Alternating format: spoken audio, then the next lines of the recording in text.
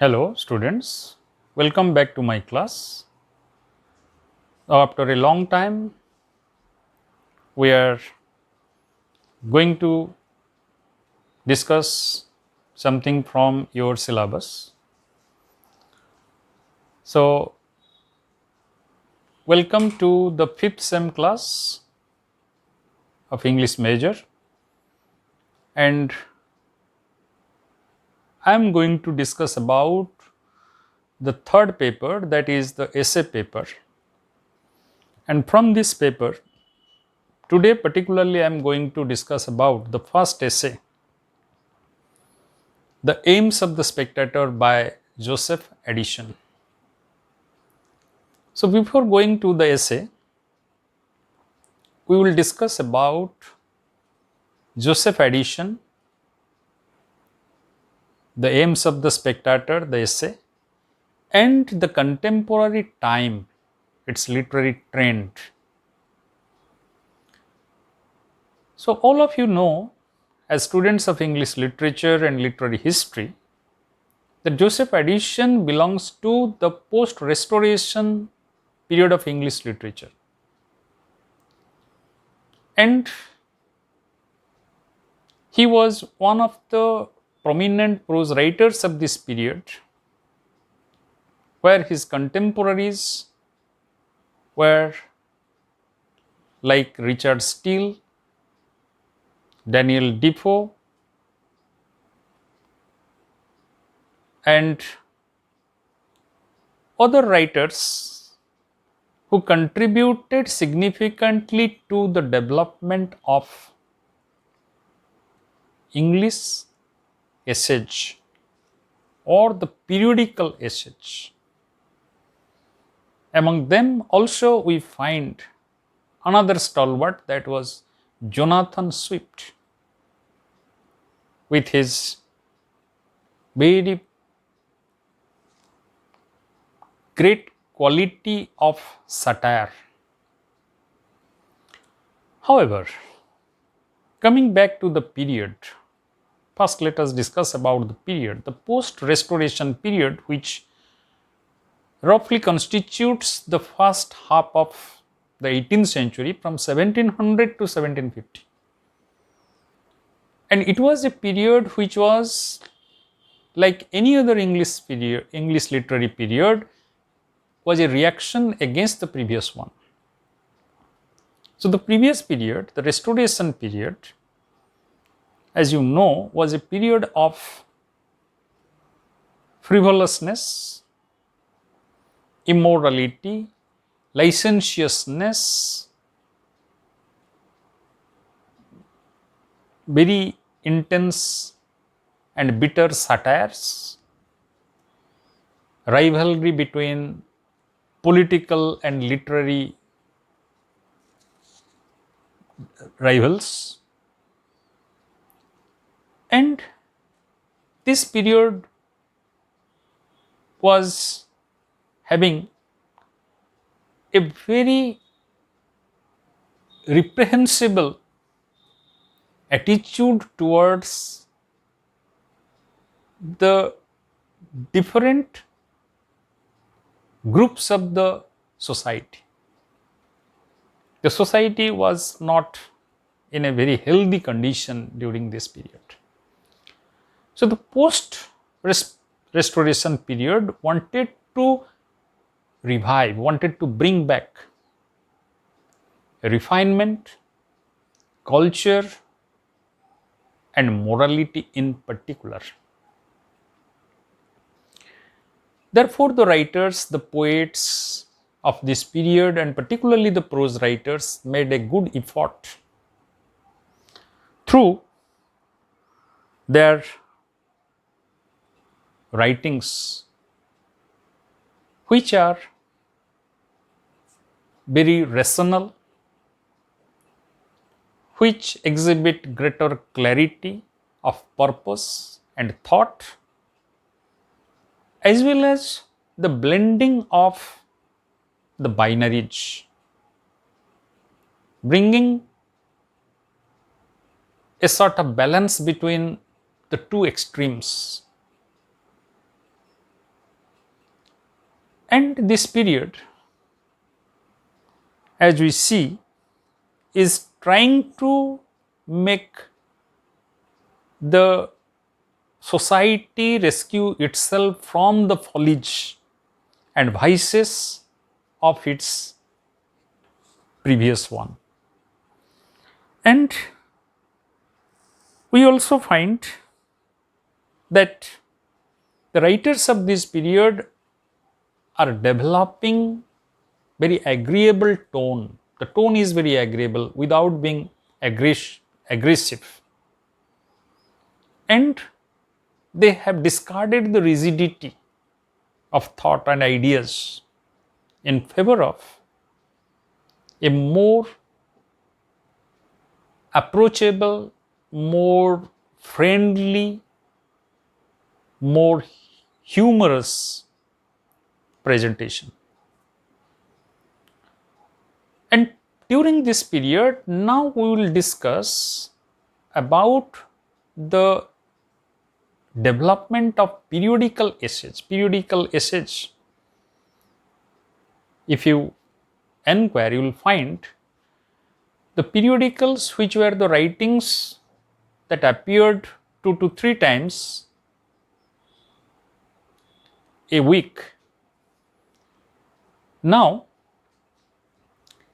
these periodicals were consisting of 2 to 3 pages of writing, and mostly the prose writings, and they were the small essays, and these essays were dealing with the contemporary life of everyday experiences, and also the analysis of that life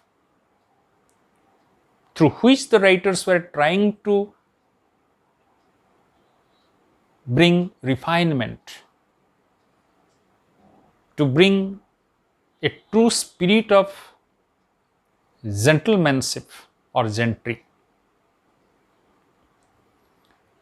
So, the periodicals were very popular during this period, and during this period there were a great number of periodicals appearing, but particularly Joseph Addison and Richard Steele, who were friends and who collaborated in 3 of the periodicals during their lifetime. The first one being the Tatler, appearing in 1709, continuing up to the January of 1711.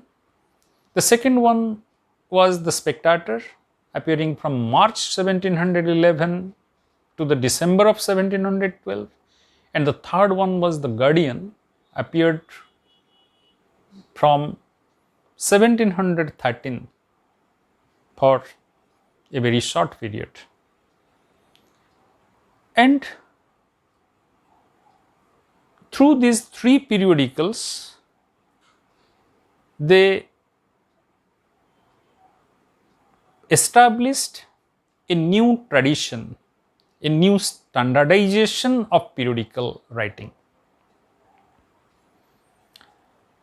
And particularly, Addison wanted to bring sanity, sanctity, and serenity into the sharing of information, creating of knowledge, or development of wisdom. And in this manner, he wrote, according to the historians, in the middle style of English prose writing. The historians called his writing as middle style, where his writing was mostly simple, witty, graceful, and light-hearted without being frivolous. And his writing was not ornamental. He very rarely used even similes and metaphors, but he profusely used allusions, anecdotes, references to bring his arguments convincingly to the mind of the readers. So Joseph Addison, who wrote almost about 400 of periodical essays and which were published in these three periodicals that I had already mentioned, that was one of the stalwarts, one of the prominent writers of this period. And particularly today's essay, The Aims of the Spectator, he is going to argue, he is arguing for the sake of not only the periodical that he is writing for, but also for the spirit of rationality, the spirit of flexibility of thought and mind, and the spirit of neutrality in search for knowledge, in appropriating knowledge and wisdom. So, we will go to the essay where we will find that his humor, he didn't use satire, he used humor which is very genial. That the essay, The Aims of the Spectator, he begins with a quotation from Virgil, the classical poet, and he is telling in the first part of the essay that it gives him immense satisfaction that this great city, the city of London, is inquiring day after day about the paper, and he has come to know from the publisher that already there is a circulation of 3000 papers in the London city, which is not a mean achievement on the part of the Spectator, because 3000 copies in a day in the past part of 18th century is a great achievement. And then he is telling that as in those days everybody couldn't afford the paper, so he is telling, if I ascribe 20 readers to each of the copies, then if you compute, you can find that it is almost 60,000 readers we are able to produce. So it is not a mean achievement, it is a great thing that the Spectator has achieved within a short span of time. And it is because of the faith of the readers in the efforts, endeavors, and the sagacity of this duo, Steele and Addison. And he is telling that I shall spare no pain to make their instruction agreeable and their diversion useful, for which reasons I shall endeavor to enliven morality with wit. So he is telling, when people have reposed their faith in this paper, I am not going to disappoint them. We are not going to disappoint them. We are not going to make any hindrance to their search for the true knowledge, the true instructions, which should be agreeable. Therefore, he is telling, I am going to blend wit with morality and morality with wit.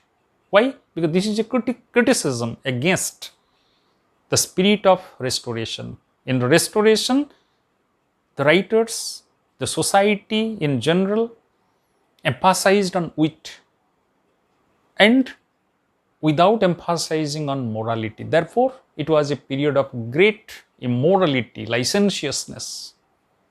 Wit was being treated as a villainous instrument in this period. But he is telling, I am not going to do that. I want to blend morality with wit and wit with morality. Stupid morality will also not do. The morality must have wit. And along with that, he is also going to blend virtue and discretion with the thought, the virtue and discretion with the thought. Thought is a great achievement of man in the development of civilization. But that thought must have virtue, the thought must have discretion. Otherwise, it will be misled. It will go into disarray. It will go into destruction. So he is telling, I am also going to blend virtue and discretion with the thought.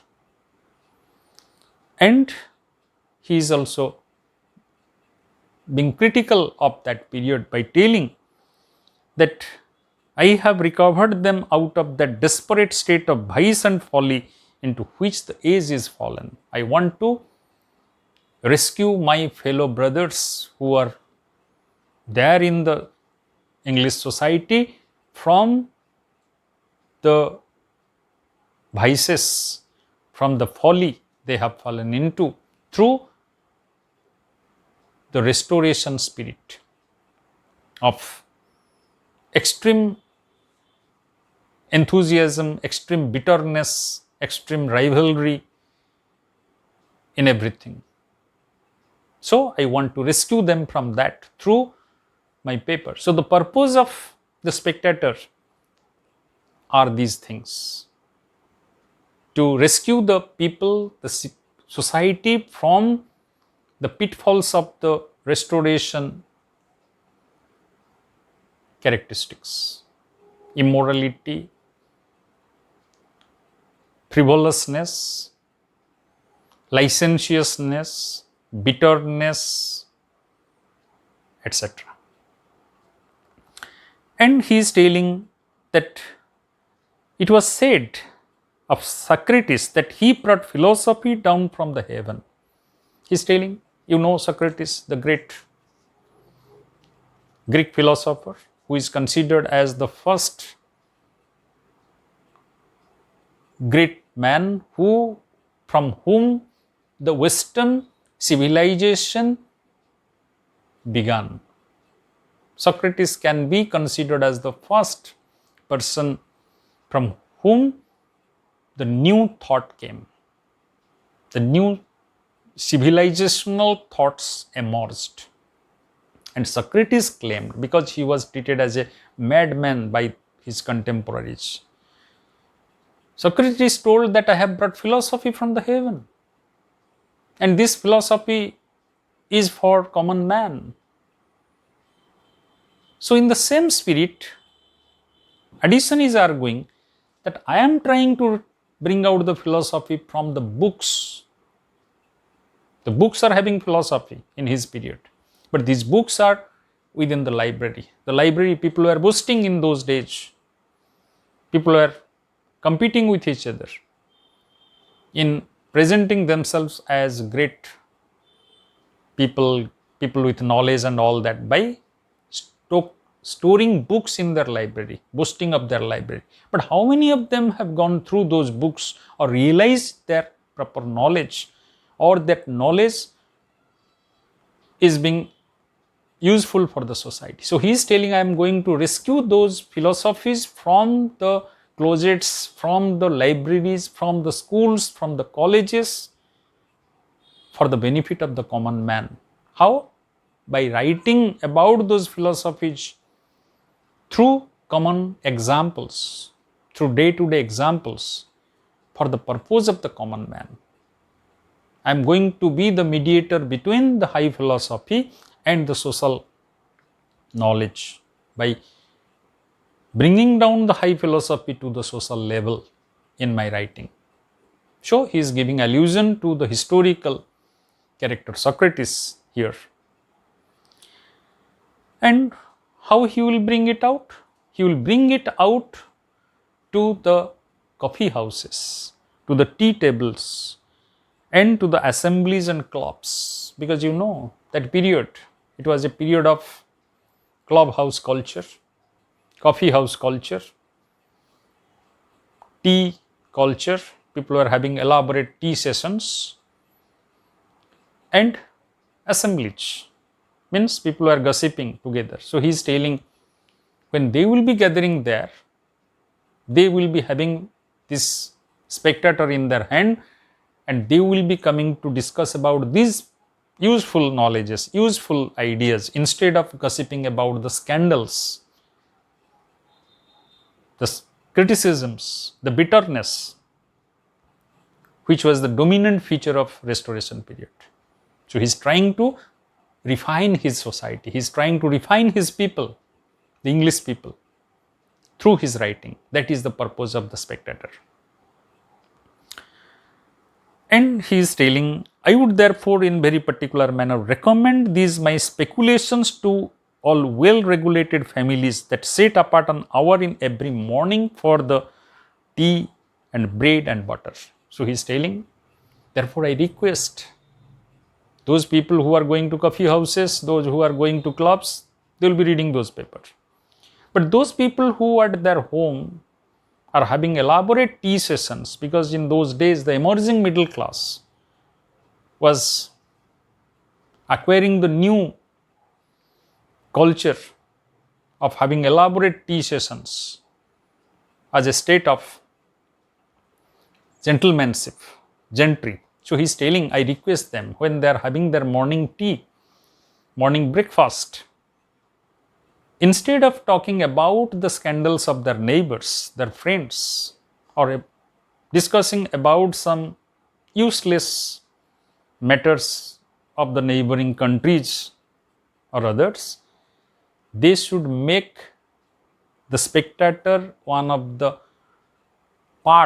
tea equipage, a part of that tea session, so that they can read that paper there and they can discuss on the topics being presented through the Spectator, through which they will not only improve their own thoughts and ideas, but also they will improve their interactions, and they will be truly gentlemen when they will improve themselves through real philosophy, real knowledge, real refinement, instead of the frivolous ideas, the immoralities.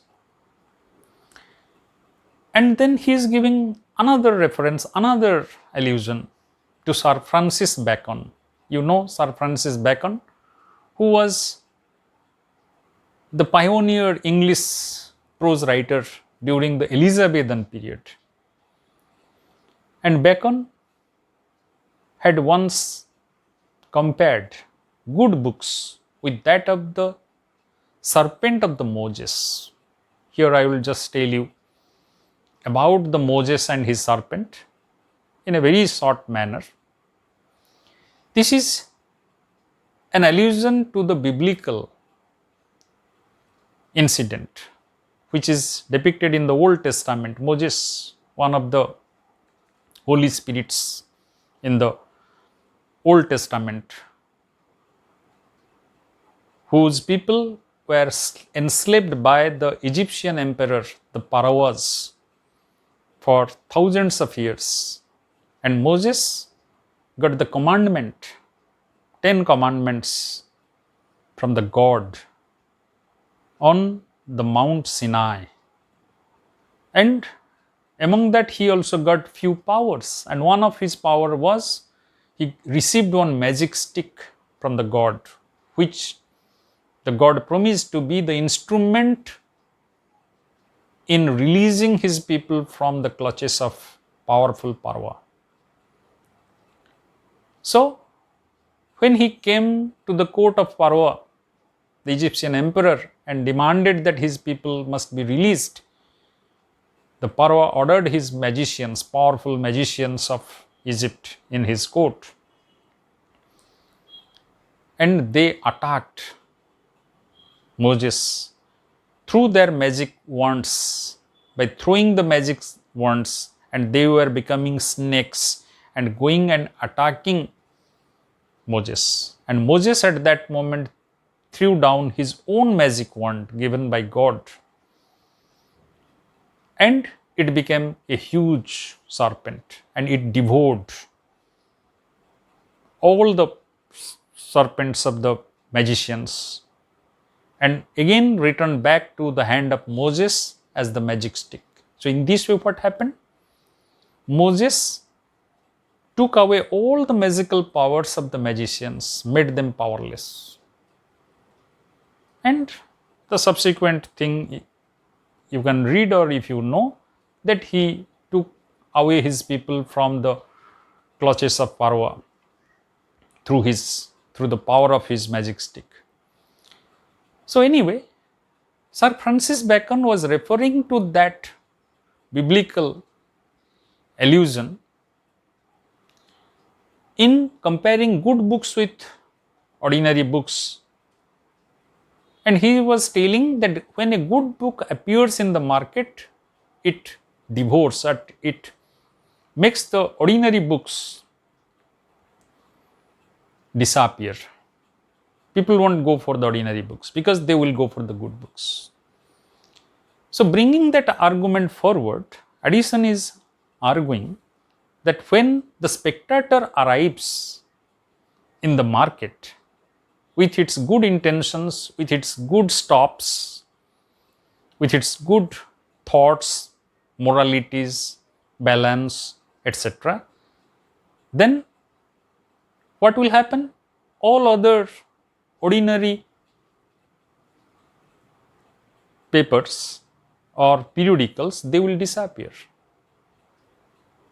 So we may call it his argument like the modern day advertisement, that he is arguing, and he is arguing with conviction that the aims of the Spectator, what are the aims of the Spectator? The aims of the Spectator is to bring sanity, bring balance, bring moderation, bring morality to the contemporary society through its ideas, discussions about the contemporary realistic life of English people.